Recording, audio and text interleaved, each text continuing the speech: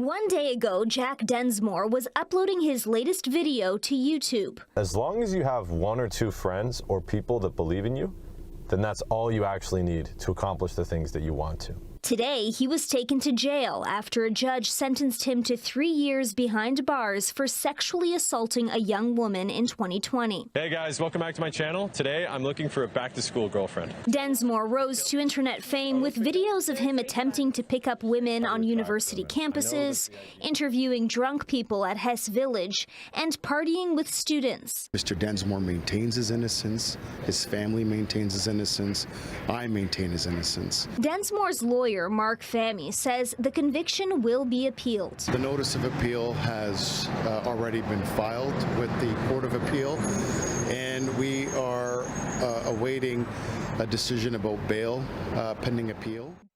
Hello everyone, welcome back to the channel. I very quickly wanted to cover a case I don't see getting a lot of coverage, and that is, of course, the SA conviction of a popular YouTuber, Denmo, I think is how most people know him.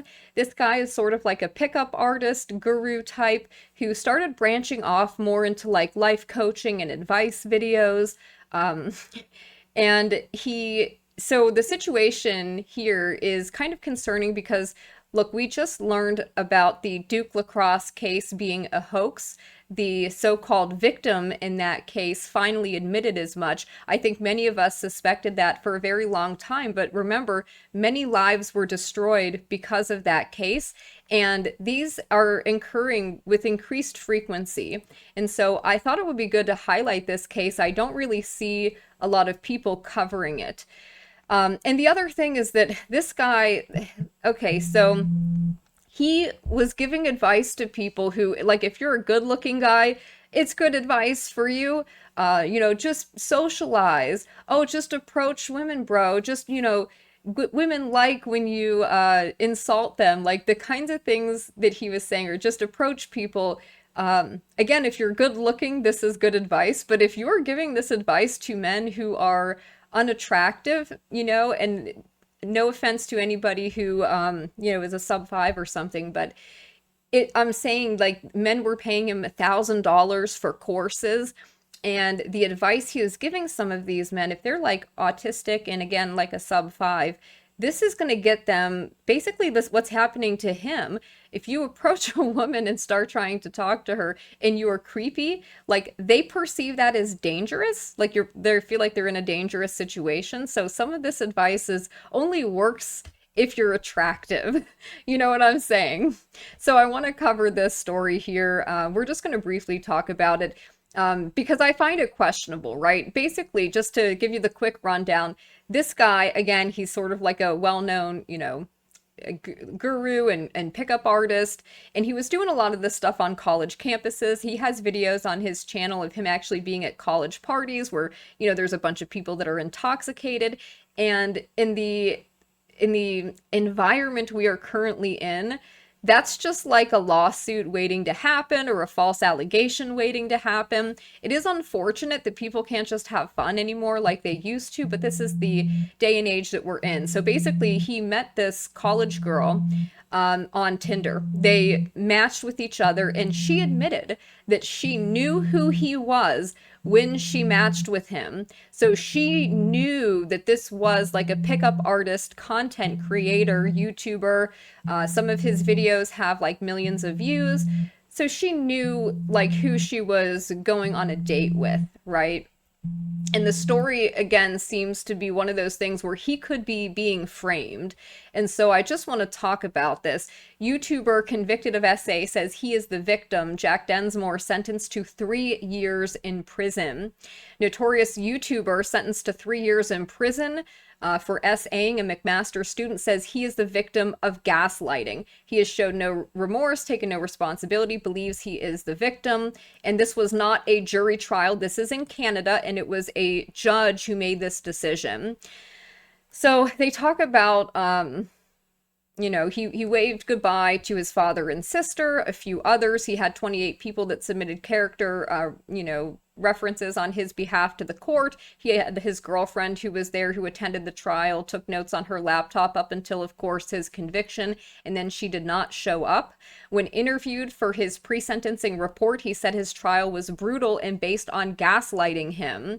Densmore and many of the people who supported him believe and accuse the justice system of getting his arrest, trial, and conviction wrong, which is very possible. It happens all the time. To further show his disrespect for the court, every time the judge mentioned the devastating impact, Dinsmore shook his head and made faces. So he is now a registered sex offender, and he has another trial involving a different woman scheduled to come up in September. In that matter, he's facing charges of SA, voyeurism, and distributing intimate images. So if he did do those things, clearly, obviously that's terrible. If he did this is obviously terrible as well, and I would feel bad for the victims. But I don't just believe all women. I don't take these things at face value. I want to see evidence for these claims. So the student in Densmore, who goes by Denmo online, were on a first date. So this was a first date, first time they'd met each other, August 5th, 2020. So this was 4 years ago, guys. She was 19 and just finished her first year at McMaster. He was 26, had gone to college and bounced from job to job. He was known online for posting advice for men and videos of himself hitting on female university students, encouraged students to drink and party with multiple partners at homecoming street parties, and pulling crude pranks on campuses. This is how he got banned from certain college campuses. Some of his videos have been viewed 10 million times. He is banned from campuses across Ontario, including McMaster. Densmore and the student wound up in his bedroom at the mountain home he shares with roommates. They kissed and touched consensually. In the beginning, the student testified. Then she realized Densmore was recording her. She tried to leave. The judge who heard the case without a jury found Densmore took the student's dress and underwear off without her consent and did things to her, without asking and without protection, ultimately finishing on her back. An essential element of the trial was Densmore making a video without the student's consent. He said nonsensically he was making a consent video. The student said he was making basically a prawn video. The judge said the moment Densmore began recording the consensual encounter became an essay, and I find that to be bizarre, right? And here's why. So you know who this guy is. You know what he is known for. You, on a first date, go to his house and you engage in some consensual activity, right? Where's the line between what is and isn't consensual at that point? Because, like, what is a man supposed to do? Are you supposed to ask a woman, like, is it okay if I touch your breast? Can I kiss? Like, if somebody is continuously asking me, that's like a total turnoff, that would not fly. It would be drier than the Sahara. Sorry. Apologies, but I'm saying, like, this is bizarre. What is required now for men in the modern world of, like, what does this mean? And then she goes on to say that he forced her to give him a BJ. Like, how does that happen? How are you forced to do that? Did you verbally say no? Did you hold a gun to your head? Like, what was the situation here? Because it just sounds like that's not really what happened. It seems to me like she could have left, right? At any point in time. Did he stop her from leaving? I mean, it doesn't even seem like that's the allegation. It's literally he took a video, and his explanation for the video, it doesn't really get explained in this article, but just to try to put things, maybe give you his perspective on this, he was talking about a lot of, high profile celebrities and athletes have been framed by women for this kind of behavior. And he was trying to film it to show, like, oh no, she's having a good time. So I could see that explanation.